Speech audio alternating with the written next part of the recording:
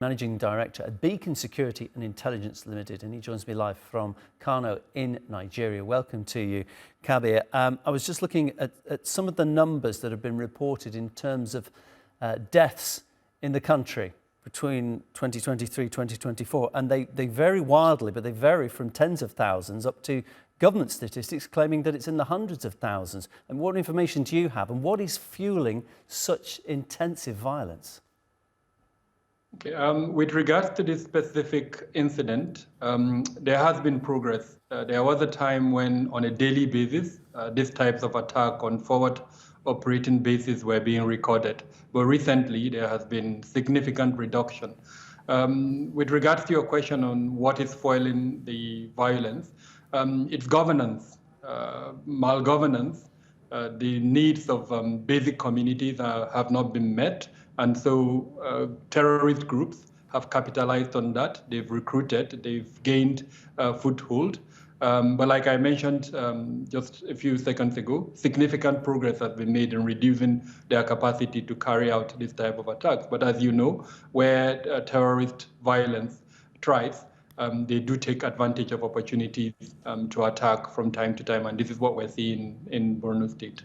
This is violence that's been in existence for more than a decade. What's changed since the new president came in 2023? There have been significant changes. Number one is the operation itself, the military operation that has been in place to address the terrorist challenge. The concept of the operation changed. The leadership of the military operations have been changed. There are new leaders right now. Then, as you know, Nigeria runs a federal structure. There is a federal government and then there is a state government. Now, the state government also came up with a model that has been internationally acclaimed. It's called the Borno model, which has now allowed for peace-building initiatives to be developed internally by the state architecture.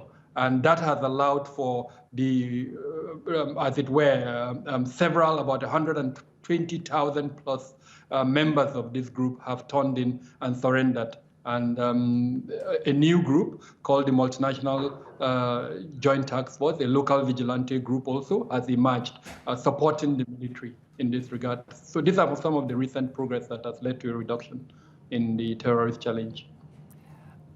There's also reports of extreme food insecurity in the northern regions of the country. That coupled with the violence, do you think that the Nigerian government's winning this battle, or does it need to get international assistance to win this?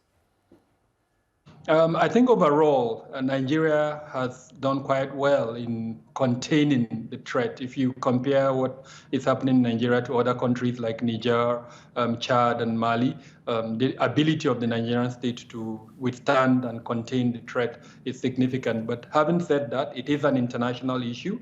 These groups are affiliated with terrorist groups in the Sahel, such as Al-Qaeda and the Islamic State, and so they do get support from the state. And unfortunately, the international collaboration to counter them, such as the G5 and the Multinational Joint Task Force, has not been as effective as it should be. Kabir, appreciate your analysis. Kabir Adamu joining me there live from Kano in Nigeria. Thank you for having me.